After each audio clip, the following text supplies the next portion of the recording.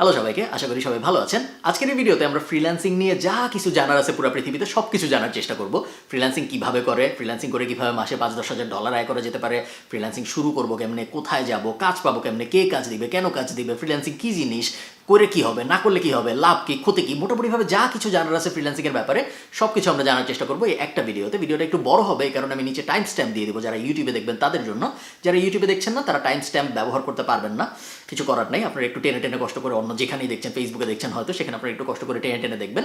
ভিডিওটা যদি মনে হয় আপনাদের উপকারে এসেছে, ভিডিওটা পুরোটা দেখার পরেই তো আসলে বুঝবেন উপকারে এসেছে নাকি, বাট যদি মনে হয় উপকারে এসেছে অবশ্যই চেষ্টা করবেন ভিডিওটা শেয়ার করতে আপনার বন্ধুদের সাথে বা আপনার ফ্রেন্ড লিস্টের মানুষজনদের সাথে। তার কারণ ফ্রিল্যান্সিংয়ের ব্যাপারে আনফর্চুনেটলি 10 বছর 15 বছর ফ্রিল্যান্সিংয়ের দুনিয়ায় বাংলাদেশের প্রবেশের পরেও অনেক ধরনের মিসকনসেপশন আছে, অনেক ধরনের ভুল ধারণা আছে এবং এই কারণে ফ্রিল্যান্সিং বিষয়ে অনেক ধান্দাবাজিও হয়।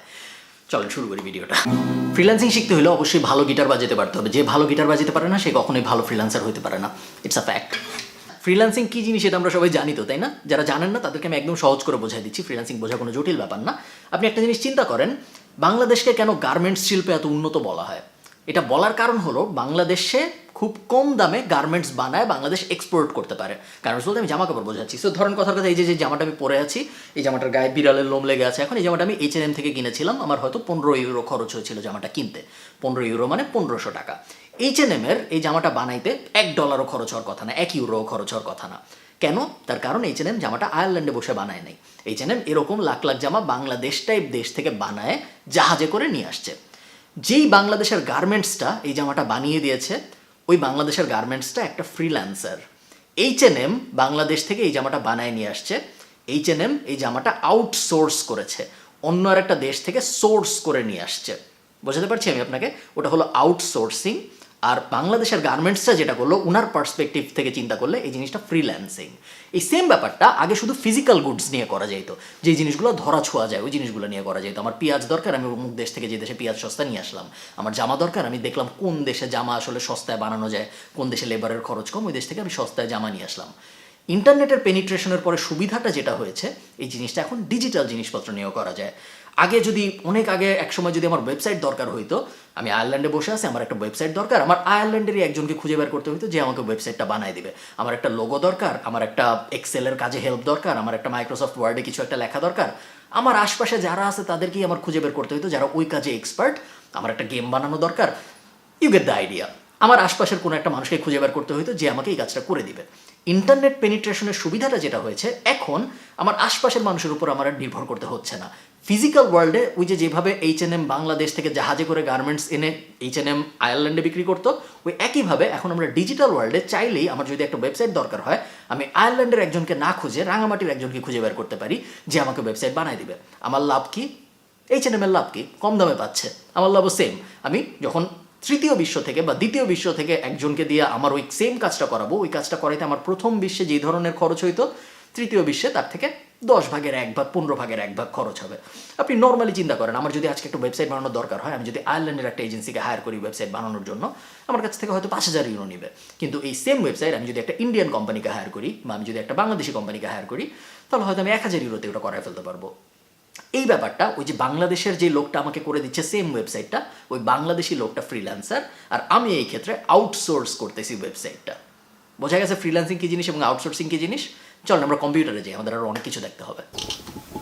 ওর নাম মাকলু, তবে ওকে ওর ফলোয়াররা অনেক সময় ফ্রিল্যান্সার মাকলুও বলে এবং আরও অনেকে ওকে মাকলু স্যার বলেও সম্বোধন করে। ওর সামনের বইমেলায় একটা বই বের হবে, আমি অবশ্যই রেকমেন্ড করবো বইটা কিনবেন এবং রকমারি.com-এ 5 স্টার রেটিং দিবেন এই বইটাকে। ঠিক আছে মাকলু, সবাইকে বাই বলো, সবাই ফ্রিল্যান্সার হতে চায়। তো আপনার মনে হয়তো প্রশ্ন আসছে যে ভাই আমি সবই বুঝলাম, কিন্তু আমি ক্লায়েন্ট কিভাবে পাবো আসলে? ধরেন আমার একটা স্কিল আছে, আমি লোগো বানাইতে পারি, আমি ওয়েবসাইট বানাইতে পারি, আমি কোডিং করতে পারি, আমি অ্যানিমেশনের কাজ জানি, আমি ভিডিও এডিট করতে পারি। কাজ স্কিলের তো কোনো শেষ নাই, বাট আমার এই স্কিল অনুযায়ী ক্লায়েন্ট আমি কিভাবে খুঁজে পাবো? গার্মেন্টসের জন্য তো সহজ, গার্মেন্টস একটা বড় জিনিস। গার্মেন্টস হয়তো H&M-কে ফোন দিয়ে বলছে যে H&M তোমার কি জামা দরকার, আমরা জামা দিতে পারবো। গার্মেন্টস হয়তো ফোন দিয়ে বলতে পারছে, বাট পুরো দুনিয়ায় একটা মানুষের কার কোন কাজ লাগবে, সেই কাজের স্কিল আমার আছে নাকি, এই সব কিছু আমি কিভাবে খুঁজে পাবো? এই জিনিসটা বোঝার জন্য আমাদের মার্কেট প্লেসের আইডিয়াটা বুঝতে হবে। মার্কেট প্লেস হলো এমন একটা জায়গা, আপনারা ফ্রিল্যান্সিংয়ের দুনিয়া মার্কেট প্লেস ওয়ার্ডটা অনেক বেশি খুঁজে পাবেন। মার্কেট প্লেস হলো এমন একটা জায়গা যেখানে ক্লায়েন্টরা বা পোটেনশিয়াল ক্লায়েন্টরা তাদের যে ধরনের কাজ লাগবে ওই ধরনের কাজের কথা বলে পোস্ট করে জব, এবং ওই জব পোস্টগুলো আপনি দেখতে পারবেন। ওই জব পোস্টগুলো দেখে দেখে আপনার যেই জবগুলো মনে হয় আপনি করতে পারবেন, ওই জবগুলো আপনি বিড করতে পারবেন। এই ওয়ার্ডগুলো আমাদের একটু বুঝতে হবে, এগুলো মার্কেট প্লেস, এগুলো ফ্রিল্যান্সিং এর সাথে জড়িত জিনিসপত্র। বিড বলা হয় কেন আমি ঠিক জানি না, বিড একটা নিলামের শব্দ, বাট বিড করা বলতে আসলে ফ্রিল্যান্সিং এর দুনিয়ায় বোঝায় অ্যাপ্লাই করা। সো মার্কেট প্লেস থাকবে, মার্কেট প্লেসে বায়াররা আসবে, মার্কেট প্লেসে ফ্রিল্যান্সাররাও সাইন আপ করবে, এবং তারপরে ওই মার্কেট প্লেসে বায়াররা জব পোস্ট করবে। জব পোস্ট করার পরে সেই জবগুলোর মধ্যে থেকে আপনার যদি মনে হয় এই জবগুলোর মধ্যে এই জবটা আমি পারি, তখন আপনি ওই জবে অ্যাপ্লাই করবেন।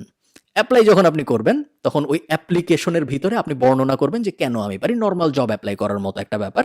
এবং তারপরে আপনি যদি সিলেক্টেড হন, তাহলে ওই বায়ার মার্কেট প্লেসটাকে টাকা দিবে এবং আপনাকে কাজ শুরু করতে বলবে। আপনাকে কিন্তু টাকা দিবে না বেশিরভাগ ক্ষেত্রে, কখনো কখনো আপনাকে কিছু অ্যাডভান্স দিতেও পারে, বাট বেশিরভাগ ক্ষেত্রে কমনলি যেটা হয় সেটা হলো বায়ারটা মার্কেট প্লেসটাকে টাকা দেয়, তারপর আপনি কাজ শুরু করবেন। আপনার কাজ যখন শেষ হবে, আপনি বায়ারকে কাজ জমা দিবেন, তখন মার্কেট প্লেস টাকাটা রিলিজ করে আপনাকে দিবে। সো আমি যদি আমার স্ক্রিনটা আপনাদের দেখাই, আপনারা দেখতে পাচ্ছেন এখানে আমার স্ক্রিন। এটা হলো upwork.com, আর্গুয়েবলি ফ্রিল্যান্সারদের জন্য সবচেয়ে বড় মার্কেট প্লেসের নাম upwork.com। আপনারা আমার প্রোফাইল দেখতে পাচ্ছেন, এখানে দেখতে পাচ্ছেন $30,000 আয় করেছি আমি এবছর। আমি যদি মাই জবস, আপনারা এখানে আমার পুরো জব হিস্ট্রি দেখতে পারবেন, আমার সব কাজকর্মের হিস্ট্রি, কোন কাজ কীরকম করেছি, কাজের রেটিং টেটিং সব কিছু দেখতে পারবেন, পুরো জিনিসটাই পাবলিক। এখানে আমি আরেকটা ব্যাপার বলে রাখি, আপনি যদি কারো কাছ থেকে ফ্রিল্যান্সিং শিখেন এবং সে যদি আপনাকে এরকম কিছু দেখাইতে না পারে, তার মানে হলো সে আসলে নিজে ফ্রিল্যান্সিং করে খুব ভালো করতে পারে নাই জীবনে, এবং নিজে যে ফ্রিল্যান্সিং করে খুব ভালো করতে পারে নাই, তার কাছ থেকে আসলেও ফ্রিল্যান্সিং শেখা উচিত নাকি, এটা নিয়ে আপনার একটু ভাবা উচিত। আমার মতে উচিত না। আমি যদি মাই জবসে যে আপনি দেখবেন, এখানে আমি একটু আগে যখন লগ ইন করেছি তখন আমি খেয়াল করেছি, আগে দেখি নেই, আমার এখানে $19,000 মতো এখনও আছে, যেটা আমি উঠাই নাই, এটা অনেক দিন ধরে এখানে আছে। তার কারণ যদিও এখন আর আমি ফ্রিল্যান্সিং করি না, কিন্তু আমার অনেকগুলো পুরানো ক্লায়েন্ট আছে যাদের আমি এখনও রেগুলারলি আপওয়ার্কেই বিল করি। এদেরকে আমি ক্লায়েন্ট পেয়েছি যখন আমি ফ্রিল্যান্সার ছিলাম ওই সময়, এবং এখনও গত 3, 4, 5 বছর ধরে আমি তাদের সাথে কাজ করে যাচ্ছি। এবং যেহেতু তাদের সাথে আমার পরিচয় আপওয়ার্কে, আমি এখনও তাদেরকে প্রত্যেক সপ্তাহে, প্রত্যেক মাসে আপওয়ার্কেই বিল পাঠাই, এবং তারপরে তারা আপওয়ার্কেই আমাকে টাকা দেয়। তো এটা হলো একটা মার্কেট প্লেসের উদাহরণ। এটা একটা general market place. General market place মানে হলো এই মার্কেট প্লেসে সব ধরনের কাজ পাওয়া যায়। আমি যদি google.com-এ যাই এবং আমি যদি আপওয়ার্ক স্কিল লিস্ট লিখে গুগল করি, এবং তারপরে এই যে hire top freelancers by category, এটা যদি আমি ওপেন করি upwork.com/hire, আপনি দেখতে পারবেন এইখানে হাজার হাজার স্কিলের লিস্ট দেয়া আছে, যেই সব স্কিলের ওপরে আপওয়ার্কে জব আছে। সো কথার কথা 2D অ্যানিমেশনের ওপর জব আছে, 3D অ্যানিমেশনের ওপর জব আছে। আপনি ক্যাটাগরি চেঞ্জ করলে আরও অনেক অপশন দেখতে পারবেন, লিগাল অ্যাডভাইজর, ইন্টারন্যাশনাল ট্যাক্স, লিস্টের কোনো শেষ নেই, হাবি যাবি হাজার হাজার রকমের কাজ আপওয়ার্কে আছে। আপওয়ার্ক একটা জেনারেল মার্কেট প্লেস, যেখানে সব ধরনের কাজের জন্য ক্লায়েন্টরা ফ্রিল্যান্সার খুঁজে পেতে পারে। এবং আপনি যদি এই হাজার হাজার লিস্টের মধ্যে কোনো কাজের ব্যাপারে একজন এক্সপার্ট হন, এবং আপনি যদি আপওয়ার্কে একটা প্রোফাইল খোলেন, তারপরে আপনি যখন এখান থেকে ফাইন্ড ওয়ার্কে চাপ দিবেন, তখন আপনি কাজের লিস্ট দেখতে পারবেন যে কাজগুলো ক্লায়েন্টরা পোস্ট করেছে, এবং তখন আপনি ওই কাজগুলো বিড করতে পারবেন বা অ্যাপ্লাই করতে পারবেন। এবং তারপরে যখন আপনার অ্যাপ্লিকেশনটা অ্যাকসেপ্টেড হবে, তখন আপনি কাজ শুরু করতে পারবেন। এবং পুরো প্রসেসটার মধ্যে আপওয়ার্ক একটা মিডিয়া হিসেবে কাজ করবে, আপনার মধ্যসত্ত্বা হিসেবে কাজ করবে। এবং আপওয়ার্ক এই ব্যাপারটা নিশ্চিত, যেহেতু আপনি ক্লায়েন্টকে চিনেন না, ক্লায়েন্ট আপনাকে চিনেন না, সো আপনার এটা নিশ্চিত করতে হবে যে ক্লায়েন্ট আপনাকে আসলেও টাকা দিবে কাজের পরে, আবার ক্লায়েন্টেরও এটা নিশ্চিত করতে হবে যে আমি আসলে কাজ পাবো টাকা দিলে। ওই সব কারণে আপওয়ার্ক একটা মিডলম্যান হিসেবে কাজ করে। এই মিডলম্যান হিসেবে কাজ করার জন্য আপওয়ার্ক প্রত্যেকটা প্রজেক্টের 20% নিয়ে নেয়। আমি এখানে আপওয়ার্ককে এক্সাম্পল হিসেবে দেখাচ্ছি, তার কারণ আমি সবসময় আপওয়ার্ক ব্যবহার করেছি, বাট তার মানে এই না যে আপনারও আপওয়ার্ক ব্যবহার করতে হবে। ডিপেন্ডিং অন আপনার স্কিল কি, অনেক ধরনের ফ্রিল্যান্সিং প্ল্যাটফর্ম আছে, আরও কিছু জনপ্রিয় আছে, তার মধ্যে একটার নাম আপনারা অনেকেই শুনবেন, এটার নাম হলো fiverr.com। fiverr.com বেশ জনপ্রিয় বাংলাদেশের মানুষের মধ্যে। আরেকটা আছে যেটার নাম হলো peopleperhour.com। peopleperhour আমি ছোটোবেলায় কাজ করেছিলাম, আমার মনে আছে, এটাও বেশ জনপ্রিয়। আরেকটা আছে নাম হলো guru.com। এটা আসলে অত জনপ্রিয় না, বাট এটাও আমার মনে আছে, আমি ছোটোবেলায় বই টই লেখার কাজ করে বেশ ভালোই আয় রোজগার করেছিলাম। আরেকটা আছে বেশ জনপ্রিয়, যেটার নাম freelancer.com। একসময় অনেক জনপ্রিয় ছিল এটা, বাট এটার পপুলারিটি এখন আস্তে আস্তে ঘাটতির দিকে। এগুলো জাস্ট কতগুলো, এগুলো সব কমন মার্কেট প্লেস। তার মানে হলো এগুলাও বিভিন্ন ধরনের কাজের জন্য আপনি ফ্রিল্যান্সারও খুঁজে পাবেন, বিভিন্ন ধরনের কাজের জন্য আপনি ক্লায়েন্টও খুঁজে পাবেন। এছাড়াও স্পেশালাইজড মার্কেট প্লেস আছে, শুধু প্রোগ্রামারদের জন্য মার্কেট প্লেস আছে, শুধু ডিজাইনারদের জন্য মার্কেট প্লেস আছে, শুধু ক্যারেক্টার ডিজাইনারদের জন্য মার্কেট প্লেস আছে, শুধু অ্যানিমেশন যারা বানায় তাদের জন্য মার্কেট প্লেস আছে, শুধু রাইটার যারা তাদের জন্য আলাদা মার্কেট প্লেস আছে। ওগুলো হলো স্পেশালাইজড মার্কেট প্লেস। আপনি যদি নতুন হন আমার রেকমেন্ডেশন হবে আপনি জেনারেলাইজড মার্কেট প্লেসগুলোতেই থাকেন। জেনারেলাইজড মার্কেট প্লেসগুলোতে কাজ পাওয়া একটু কম্পারেটিভলি সহজ এবং জেনারেলাইজড মার্কেট প্লেসগুলোতে কাজের ভলিউমও বেশি, মানে অনেক ক্লায়েন্ট প্রতিদিনই হাজার হাজার লাখ লাখ কাজ পোস্ট করে এখানে। তো ফ্রিল্যান্সিং কী জিনিস এটা আমরা জানলাম, মার্কেট প্লেস কী জিনিস এটা আমরা জানলাম, মার্কেট প্লেসে কীভাবে ক্লায়েন্ট এবং ফ্রিল্যান্সার একে অন্যকে খুঁজে নেয়, মার্কেট প্লেস কীভাবে ইন্টারমিডিয়ারি বা মধ্য মানব হিসেবে কাজ করে যেন ক্লায়েন্টের টাকাও লস না হয়, আবার আপনিও যেন কাজ দিয়ে টাকা পান, ওসব ব্যাপারে আমরা এখন আইডিয়া পেয়ে গিয়েছি। এখন আমাদের অ্যাকচুয়াল নিটিগ্রিটি ডিটেইলে যেতে হবে যে আমি আসলে শিখবোটা কি, আমি ফ্রিল্যান্সার হব কিভাবে, ওই ব্যাপারটা জানার জন্য আমাদের স্ক্রিনে যেতে হবে। চলেন যাওয়া যাক। আচ্ছা, আমি একটা ব্যাপার আপনাদের বলে রাখি স্ক্রিনে যাওয়ার আগে, সেটা হলো ফ্রিল্যান্সিং করা মানে কিন্তু বিভিন্ন মার্কেট প্লেসে যে অ্যাকাউন্ট খুলে ফেলা না। আপনারা হয়তো জানেন অ্যাকাউন্ট খোলার দিক থেকে হিসাব করলে বাংলাদেশ ফ্রিল্যান্সার হিসেবে পৃথিবীতে সেকেন্ড। সো ফ্রিল্যান্সারের সংখ্যার দিক থেকে বাংলাদেশ পৃথিবীতে দ্বিতীয়। এটা বলে আপনি দেখবেন বিভিন্ন সরকারের উচ্চ মহল বা বিভিন্ন বড় বড় ফ্রিল্যান্সাররা অনেক সময় বাহবা পাওয়ার চেষ্টা করে যে দেখো বাংলাদেশ এখন ফ্রিল্যান্সারের পৃথিবীতে দ্বিতীয়, কিন্তু এরা আসলে ফ্রিল্যান্সারের সংখ্যার দিক থেকে দ্বিতীয়। এখন আপনি বাংলাদেশে মানুষ বেশি, যেহেতু বাংলাদেশে অনেক মানুষ, আমরা মোটামুটি যে কোনো জায়গায় সংখ্যার দিক থেকে অনেক উপরে থাকি। আপনি ইউটিউব চ্যানেলের দিক থেকে বাংলাদেশে অনেক ইউটিউব চ্যানেল, ফেসবুক অ্যাকাউন্টের দিক থেকে বাংলাদেশ হয়তো টপ 10-এ থাকবে, জিমেইল অ্যাকাউন্ট খোলার দিক থেকে বাংলাদেশ হয়তো টপ 5-এ থাকবে। এগুলো তো কোনো স্কিলের মধ্যে পড়ে না, যে দেশে মানুষ বেশি ওই দেশে অ্যাকাউন্ট বেশি হবেই। সো অনেকে ভাবে কি যে ফ্রিল্যান্সিং করার মূল উপায়টা বা ফ্রিল্যান্সিং করতে যে আমরা যে পারতেছি না ফ্রিল্যান্সিং করতে, তার কারণ আমাদের মার্কেট প্লেসে অ্যাকাউন্ট নাই। এটা একদমই সত্য কথা না। মার্কেট প্লেস আপনার তখনই কাজে আসবে যখন আপনার স্কিল আছে।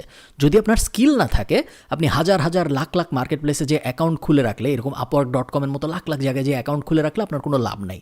তার কারণ ইভেনচুয়ালি ধরেন আপনি বললেন যে আমি কাজ করতে চাই, আমি যদি আপনাকে বলি যে তুমি বিডি জবসে যে একটা অ্যাকাউন্ট খুলো, তাহলে কি আপনি কখনো কাজ পাবেন? পাবেন না। আপনি কাজ তখনই পাবেন যখন আপনার স্কিল আছে।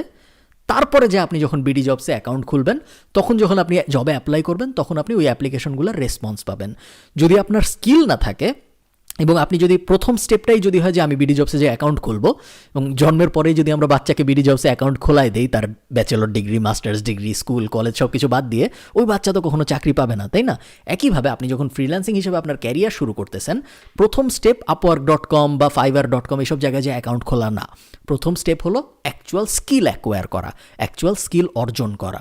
স্কিল যখন আপনি অর্জন করবেন, তারপরে আপনি খুব সহজেই যা বিভিন্ন মার্কেট প্লেসে অ্যাকাউন্ট খুলতে পারবেন।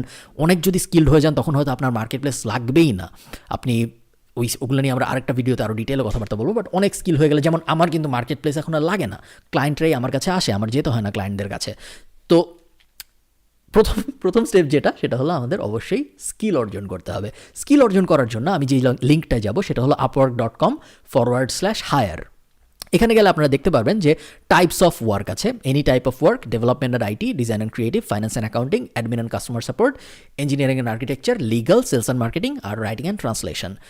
এই কয়টা ব্রড ক্যাটাগরির ভিতরে অনেকগুলো সাব ক্যাটাগরি আছে আপনারা দেখতে পাচ্ছেন। যেমন ধরেন আমি যদি ডেভেলপমেন্ট অ্যান্ড আইটি সিলেক্ট করি, এটার ভিতরে প্রায় 200-300 জব আছে আপওয়ার্কের ভিতরে। ওয়েব স্ক্র্যাপার থেকে শুরু করে, টবলো কনসালটেন্ট থেকে শুরু করে, টুইলো এপিআই ডেভেলপার থেকে শুরু করে, হাবি জাবি কাজের কোনো অভাব নাই।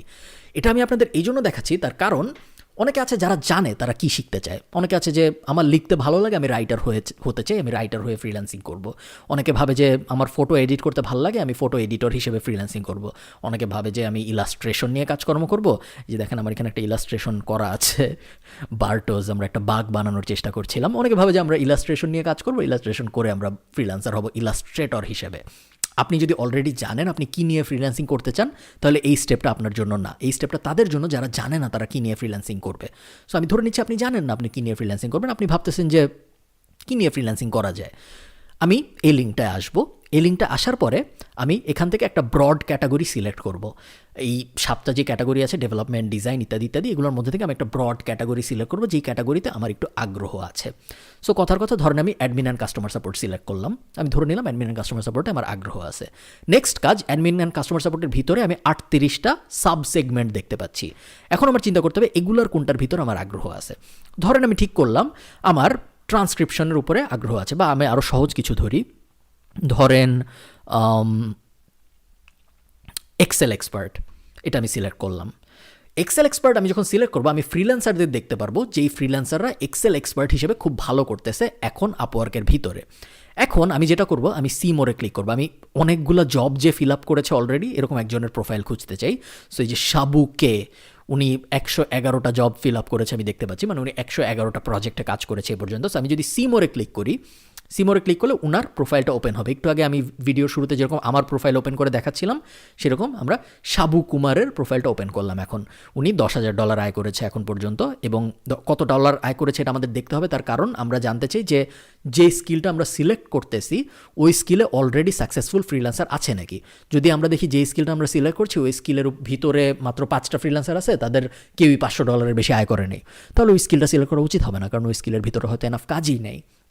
এক্ষেত্রে আমরা দেখতে পাচ্ছি $10,000 আয় করেছে উনি, এবং আমরা যদি একটু নিচে নামি আমরা জবগুলো দেখতে পারবো। জবগুলো আমরা খুব ভালো মতো পড়বো, কারণ জবগুলো পড়লে আমরা বুঝতে পারবো ওই ধরনের জব আমি করতে চাই নাকি। সো প্রথম জবটা যেটা উনি ফিল আপ করেছে, উনি অগাস্টের 5 তারিখে এই জবটা করেছে। অগাস্টের 5 থেকে নভেম্বরের 25 তারিখ পর্যন্ত উনি এই কাজটা করেছে। সো আমি যদি জবটার ওপরে ক্লিক করি এবং তারপরে এটা একটা প্রাইভেট জবের ডিটেলস দেখা যায় না। সো আমি যদি ওটায় ক্লিক না করে আরেকটা জবে ক্লিক করি যেটা ওপেন, ধরেন কথার কথা আমি সেকেন্ড পেজে যাই, ওনার অনেক জব আমরা দেখতে পাচ্ছি, ক্লিক করলাম, জব ডেসক্রিপশন দেখতে পাচ্ছি আমরা। জব ডেসক্রিপশন কি? We are looking for manual data entry professional who can work for us in short term assignment, we have to start work immediately, if you have dedicated work nature please apply. So একটা client এই জিনিসটা লিখে post করেছিল, তাদের একটা data এন্ট্রির মানুষ দরকার। এরপরে এই সাবুজে উনি অ্যাপ্লাই করেছে, এবং উনি অ্যাপ্লাই করার পরে উনি এই কাজটা পেয়েছে। কাজটা পাওয়ার পরে উনি কত টাকা পেয়েছে? $60 পেয়েছে সম্ভবত এই জবটা থেকে, এটাই ক্লিক করেছিলাম না। সো এইগুলো এইভাবে যখন আপনি প্রত্যেকটার জবের ডেসক্রিপশন পড়বেন, আবারও আমরা ব্যাকে চলে যাব, ব্যাকে চলে যেয়ে আমরা আরেকটা ক্যাটাগরি সিলেক্ট করব, আরেকটা ক্যাটাগরি সিলেক্ট করে আবার ওখান থেকে ফ্রিল্যান্সার সিলেক্ট করব, ফ্রিল্যান্সার সিলেক্ট করে ওই ফ্রিল্যান্সার কী কী জব করেছে ওই জবগুলোর ডেসক্রিপশন পড়ব। এই পুরো প্রসেসটা আমরা যখন বারবার রিপিট করতে থাকবো তখন আমরা খুব সহজে না, আপনার হয়তো 7 থেকে 10 দিন লেগে যাবে, বাট ইভেনচুয়ালি আমরা বুঝে যাব যে আমরা কোন ক্যাটাগরিতে কোন স্কিলের আন্ডারে কাজ করতে চাই, কোন স্কিলটা আমরা আসলে শিখতে চাই। ওটা যখন আমরা সিলেক্ট করে ফেলতে পারবো যে কোন স্কিল আমরা শিখতে চাই, তারপরেই আমরা অ্যাকচুয়ালি নেক্সট স্টেপে মুভ করতে পারবো, যেটা হলো সেই স্কিলটা অ্যাকচুয়ালি শেখা। আমাদের কিন্তু এখনও আপওয়ার্ক বা এরকম কোনো মার্কেট প্লেসে অ্যাকাউন্ট খোলার কোনো দরকার নেই, আমরা এখনও স্কিলই শিখি নেই, আমরা এখনও স্কিল শেখার ফেজে আছি।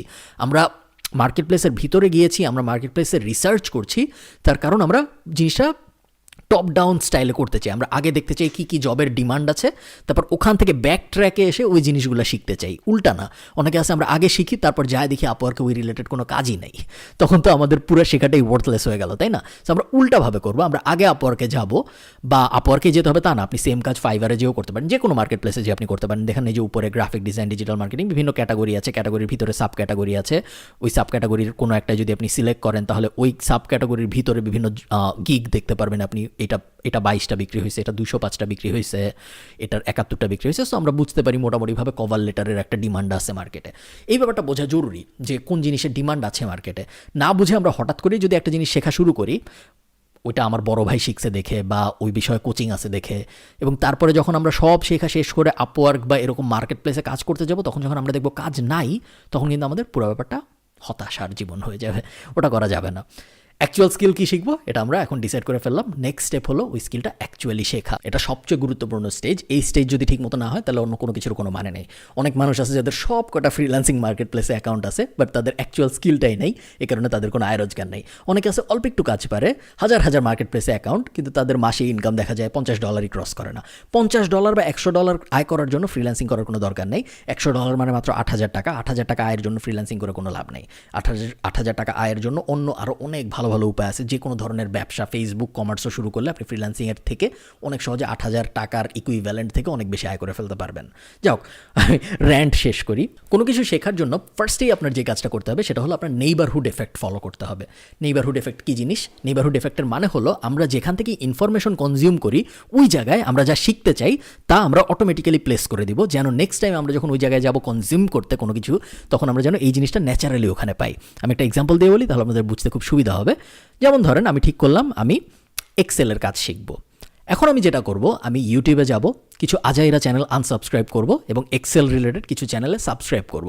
এতে করে যেটা হবে, কালকে যখন আমি ইউটিউবে এমনিই মজা করতে যাব, এমনিই নর্মাল ভিডিও দেখতে যাব, তখন আমি কিছু এক্সেলের ভিডিও দেখতে পারবো আমার ইউটিউবের হোম পেজে। সো ন্যাচারালি যখন ওই জিনিসটা আমার চোখের সামনে আসতে থাকবে, তখন আস্তে আস্তে আমি ওই বিষয়ে ক্লিক করা শুরু করবো এবং জানা শুরু করব। এটা কি বলে নেইবারহুড এফেক্ট। এবং এই জিনিসটা আপনার শুধু ইউটিউবে করতে হবে তা না, আপনি ফেসবুকে যান, আজাইরা কিছু গ্রুপ থেকে লিভ নেন এবং তারপরে এক্সেল বিষয়ে কিছু গ্রুপে জয়েন করেন। এতে করে যেটা হবে, কালকে যখন আপনি ফেসবুকে লগ ইন করবেন, আপনি হয়তো লগ ইন করছেন আপনার বন্ধুর ছবিতে কমেন্ট করতে, কিন্তু ওই বন্ধুর ছবিতে কমেন্ট করার সময় উপরে বা নিচে আপনি দেখবেন যে কয়েকটা গ্রুপের পোস্ট, যে গ্রুপের পোস্টগুলো ইম্পর্টেন্ট। সেম জিনিস আমরা রেডিটে করতে পারি, টুইটারে করতে পারি। আপনি যদি পডকাস্ট শোনেন তাহলে কিছু পডকাস্টে সাবস্ক্রাইব করেন, যে পডকাস্টগুলো আপনার স্কিলের ওপরে। আপনি যদি বই পড়েন তাহলে 10টা নর্মাল বই পড়লে 11 নম্বর বইটা হতে পারে আপনার স্কিলের ওপরে। এইভাবে আমরা আমাদের নেইবারহুডে, আমাদের আশপাশে আমরা যে স্কিল শিখতে চাই ওই স্কিলটা যেন ন্যাচারালি চলে আসে, এই ব্যাপারটা নিশ্চিত করব। এটা ফার্স্ট উপায়। সেকেন্ড উপায় কি? সেকেন্ড উপায় হলো আমাদের একটা অনলাইনে বা অফলাইনে কোর্স করতে হবে। খুব বেশি সাবধান থাকতে হবে, কারণ বেশিরভাগই ভুয়া কোর্স। বেশিরভাগ মানুষ কোর্স এজন্যই করায় কারণ তাদের আয়ের একমাত্র উপায় কোর্স ছাড়া তাদের অন্য কোনো আয়ের উপায় নেই। কেউ হয়তো অনেক আগে ফ্রিল্যান্সিং করে কখনো $50 আয় করছে, ওই $50 বেচে খেয়ে এসে কোর্স করাই যাচ্ছে। এরকম অনেক মানুষ আছে। অনেক মানুষ আছে যারা কখনো আয় করে নাই কিন্তু তারা কোর্স করায়। এবং সো খুব খুব সাবধান থাকবে। বাংলাদেশের মার্কেটে এটা খুব বেশি হয়, বাট ইন্টারন্যাশনাল মার্কেটে এই জিনিসটা অনেক হয়। সো যেখান থেকে আপনি বাংলায় কোর্স করেন, ইংলিশে কোর্স করেন, সামনাসামনি করেন, অনলাইনে করেন, যেভাবেই করেন, খুব সাবধানে থাকবেন। চেষ্টা করবেন আগে যারা করেছে তাদের কাছ থেকে রিভিউ নিতে, এমন কারো কাছ থেকে শিখতে যে অলরেডি জানে এবং সে যে জানে এটার প্রমাণ সে দিতে পারবে। সে যদি ফ্রিল্যান্সিং করে তাহলে তার ফ্রিল্যান্সিং প্রোফাইল আপনাকে দেখাতে পারবে। সে যদি আপনাকে ওয়েবসাইট বানানো শেখায় তাহলে সে আগে যে 500 ওয়েবসাইট বানাইছে ওই 500 ওয়েবসাইট আপনাকে দেখাতে পারবে। প্রুফ করতে পারবে এরকম মানুষের কাছ থেকে আপনি শিখবেন। যে প্রুফ করতে পারে না, শুধু কথার উপর ভিত্তি করে আপনি কারো কাছ থেকে কিছু শিখতে যাবেন না, গেলে ধোকা খাওয়ার চান্স অনেক বেশি। অনলাইনে শেখা উচিত নাকি অফলাইনে শেখা উচিত? এখন তো কোভিডের যুগ, এখন সবাই অনলাইনে শিখছে যখন আমি ভিডিওটা রেকর্ড করছি, বাট ইভেনচুয়ালি এটা আপনার ডিসাইড করতে হবে যে আপনি কি কোনো কিছু অনলাইনে ভালো শিখেন না আপনি কোনো কিছু অফলাইনে ভালো শেখেন। আমি যখন গিটার শিখি, আমি ঢাকা কলেজে যখন পড়ি তখনকার কথা বলছি, আমি গিটার শিখতে একদিন গিয়েছিলাম এবং একদিন 1 ঘন্টা আমি ওনার সামনে বসেছিলাম যে আমাকে গিটার শেখাচ্ছিল, এবং উনি আমাকে 6টা স্ট্রিংয়ে নর্মাল একটা ফিঙ্গারিং এক্সারসাইজ শেখাচ্ছিল। ওই একদিন যে আমি আর কখনো গিটার শিখতে যাইনি জীবনে, কিন্তু আমি কিন্তু গিটার ভালোই বাজাতে পারি, কারণ পুরো জিনিসটা আমি অনলাইনে শিখেছি। যদি আমি অনলাইনে না শিখে লাইভ গিটার শেখার চেষ্টা করতাম তাহলে আমার কখনো গিটার শেখা হইতো না, কারণ ওই সামনে যে 1 ঘন্টা বসে থেকে বোরিং একটা কাজ করতে হয় ওই জিনিস আমি কখনো করতে পারতাম না। অন দ্য আদার হ্যান্ড এমন মানুষ অনেক আছে যারা অফলাইনে গিটার শিখেছে এবং তুখোর গিটার বাজায়, খুব ভালো গিটার বাজাতে পারে, তাই না? অনলাইনে শিখেছে এরকম মানুষই হয়তো কম, অফলাইনে শিখেছে এরকম মানুষের সংখ্যায় হয়তো বেশি। সো আপনার ডিসাইড করতে হবে যে আপনি কোনো জিনিস অনলাইনে ভালো শেখেন না অফলাইনে ভালো শেখেন। এটা আপনার জন্য কেউ বলে দিতে পারবে না। পুরো ব্যাপারটি আপনার নিজেকে নিজের প্রশ্ন করে ডিসাইড করতে হবে যে আমি আসলে কোন জিনিস অনলাইনে ভালো শিখি, আমি কি আসলে কোনো কিছু অনলাইনে ভালো শিখতে পারবো না অফলাইনে ভালো শিখতে পারবো। থার্ড যে উপায়, আমি যদি কোর্স করতেও না চাই, সেক্ষেত্রে লাস্ট আমাদের ফাইনাল যে উপায় সেটা হলো আমি গুগল এবং ইউটিউব আমাদের বন্ধু বানিয়ে ওইসব জায়গায় ফ্রি রিসার্চ করা শুরু করবো। মোটামুটি দুনিয়ায় যা কিছু আছে, যত স্কিল আছে, যত কঠিন স্কিলই হোক, যদি রকেট বানানোর স্কিলও হয় তাও আপনি গুগলে ফ্রি পাবেন বা ইউটিউবে ফ্রি পাবেন। আপনার খালি কষ্ট করে রিসার্চ করতে হবে। বই পড়ে প্লাস গুগল প্লাস ইউটিউব, এই 3টার ব্যবহার করে আপনি মোটামুটিভাবে পৃথিবীতে যা শেখা সম্ভব সব কিছু শিখে ফেলতে পারেন। আপনি চিন্তা করেন, ইলন মাস্ক রকেট ইঞ্জিনিয়ার ছিল না, ও জাস্ট বই পড়ে এবং অন্যান্য ইঞ্জিনিয়ারদের ভিডিও দেখে এবং অন্যান্য ইঞ্জিনিয়ারদের কোয়েশ্চেন করে রকেট বানায় ফেলছে এবং সেই রকেট আকাশে পাঠায়ও দিছে স্পেস এক্সের মাধ্যমে। Anything is possible free resource use করে। আপনার কোর্স করতেই হবে এমন জরুরি না, বাট কোর্স করলে যেটা হয় অনেক সময় স্টেপগুলো একটু সহজ হয়ে যায়। আবার এমন হতে পারে আপনি এমন কিছু একটা শেখার চেষ্টা করতেছেন যেই জিনিসের আসলে কোর্স নাই, তখন তো আপনার আসলে কোনো অপশনস থাকবে না। আপনার একমাত্র অপশনস তখন হবে ফ্রি রিসোর্সেস ব্যবহার করা। যেই বেস্ট আইডিয়া আসলে সব কয়টা মেথডই অল্প অল্প করে ব্যবহার করা, একটা কোর্স করা, ফ্রি রিসোর্সগুলো ব্যবহার করা, নেইবারহুড এফেক্ট তো দিতেই হবে, আমাদের নেইবারহুড এফেক্ট ছাড়া কখনোই হবে না। এবং এই 3টার বাইরে আপনার আগে ওই ইন্ডাস্ট্রিতে, যেই স্কিল ইন্ডাস্ট্রিতে আপনি কাজ করতে চাচ্ছেন, যেই স্কিল আপনি আগের স্টেজে সিলেক্ট করেছিলেন, ওই স্কিলের এমন কোনো মানুষের সন্ধান যদি আপনি পান, আপনি যেহেতু নেইবারহুডে আছেন এখন, তার মানে আপনি ওই সেম ফেসবুক গ্রুপগুলো আছেন, সেম ইউটিউব চ্যানেলগুলো আছেন, সেম রেডিট অ্যাকাউন্টগুলো আছেন, ওই মানুষগুলোকে জিজ্ঞেস করেন তারা কীভাবে শিখছে। জিজ্ঞেসও করতে হবে না, অনেক মানুষ ফ্রিতেই পোস্ট করে এইসব ব্যাপারে। আপনি যদি গুগল করেন how I become a graphic designer বা how I become an Excel specialist, এই ধরনের জিনিসপত্র যদি আপনি গুগল করেন, অনেক মানুষ তাদের অভিজ্ঞতা লিখে রেখেছে অনলাইনে আপনার পড়ার জন্য। ওগুলো যদি আপনি পড়েন, তারা কীভাবে শিখছে আপনি জানতে পারবেন, এবং তারা যেভাবে শিখছে আপনিও সেভাবে শিখতে পারবেন। তারা পারছে, আপনার না পারার কোনো কারণ নেই। লাস্ট যে ব্যাপারটা বলে আমি ভিডিওটা শেষ করব, সেটা হলো ফ্রিল্যান্সিং কিন্তু এক ধরনের চাকরি। অনেকে বলে যে আমি চাকরি করবো না, আমি ফ্রিল্যান্সার হব। চাকরি করা এবং ফ্রিল্যান্সার হওয়ার মধ্যে তেমন কোনো ডিফারেন্স নেই। একটা বড় ডিফারেন্স আছে, সেটা হলো চাকরি যখন আপনি করেন তখন আপনি একটা নির্দিষ্ট সময়ে চাকরি করেন, 9টা থেকে 5টা, 8টা থেকে 6টা, যেটাই আপনার সময় হোক, একটা নির্দিষ্ট সময়ে আপনি চাকরি করেন এবং আপনি একজনের চাকরি করেন, একটা কোম্পানির চাকরি করেন। আপনি যখন ফ্রিল্যান্সার তখন আপনার নির্দিষ্ট কোনো সময় নেই, অ্যাজ লং অ্যাজ আপনি কাজ ডেলিভারি দিতে পারছেন। আপনার কোন সময় আপনি ডেলিভারি দিচ্ছেন এটা খুব একটা জরুরি না, এবং আপনি একজনের কাজ করেন না, আপনি একই সাথে অনেক মানুষের কাজ করেন। আবার আমরা ভিডিওর শুরুর গার্মেন্টসের এক্সাম্পলটায় ফেরত যাই। ওই যে গার্মেন্টস আমাদের ধরেন কোথায় গার্মেন্টস থাকে, টঙ্গিতে বা যেখানেই গার্মেন্টস থাকে, সেই গার্মেন্টসগুলো কিন্তু শুধু একটা কোম্পানির জন্য জামা বানায় না, সেই গার্মেন্টসরা অনেকগুলো কোম্পানির জন্য জামা বানায়, কারণ ওটা একটা ফ্রিল্যান্স গার্মেন্টস। একইভাবে আপনি যখন ফ্রিল্যান্সার, আপনি একসাথে অনেকগুলো ক্লায়েন্টের কাজ করবেন, এটা একটা ডিফারেন্স, বাট দিন শেষে ওটা কিন্তু এক ধরনের চাকরি। সো ফ্রিল্যান্সিং কখনো আপনার এন্ড গোল হওয়া উচিত না। ফ্রিল্যান্সিং একটা স্টার্টিং পয়েন্ট, বাট ইভেনচুয়ালি আপনার চিন্তা করতে হবে এই ফ্রিল্যান্সিং স্কিলটাকে আমি কীভাবে একটা ব্যবসায় রূপান্তর করতে পারবো। আমি এক্সেল স্পেশালিস্ট হিসেবে আমার ফ্রিল্যান্সিং ক্যারিয়ার শুরু করেছি, খুব ভালো কথা। এখন আমি এক্সেল কনসালটেন্সি বিষয়ক একটা ব্যবসা কীভাবে দাঁড় করাবো, এবং তারপরে ফ্রিল্যান্সিংয়ের মাধ্যমে আমি যেই ক্লায়েন্টগুলো পেয়েছি ওই ক্লায়েন্টগুলোকে কীভাবে আমি মার্কেট প্লেস থেকে বাইর করে নিয়ে এসে আমার এজেন্সির, আমার যে এক্সেল কনসালটেন্সি বিষয়ক আমার যে কোম্পানিটা আমি দাঁড় করালাম ওইটার ক্লায়েন্ট বানাতে পারবো। ফ্রিল্যান্সিং যদি আপনি করতে থাকেন, অনেকগুলো সমস্যা আপনার সারা জীবন ফেস করতে থাকতে হবে। সেটা হলো আপনি যখনই একটা জবে বিড করবেন বা অ্যাপ্লাই করবেন, আপনার সাথে আরও লাখ লাখ মানুষ অ্যাপ্লাই করবে। আপনি যখন বিডি জবসে বা আপনি যখন ইস্টার্ন ব্যাংক লিমিটেডে বা ব্র্যাক ব্যাংকে অ্যাপ্লাই করেন, আপনার সাথে শুধু বাংলাদেশি মানুষ অ্যাপ্লাই করে। বাট আপনি যখন একটা ফ্রিল্যান্সিংয়ে কোনো একটা জবে বিড করবেন বা অ্যাপ্লাই করবেন, আপনার সাথে পুরো পৃথিবীর ওই স্কিল্ড মানুষজন অ্যাপ্লাই করবে। সো কম্পিটিশন অনেক বড়।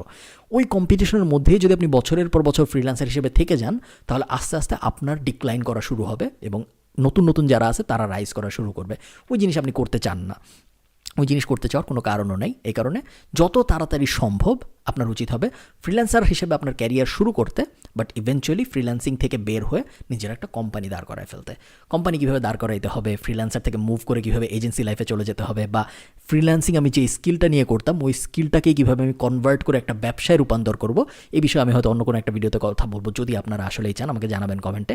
ভালো থাকেন সবাই। এই ভিডিওটা অনেক বড় হয়ে গিয়েছে, আমি দুঃখিত এই ভিডিওটা বড় হয়ে গেছে এই জন্য, বাট আশা করি আপনারা কিছু শিখতে পেরেছেন। ভালো থাকবেন, দেখা হবে পরের ভিডিওতে। টাটা।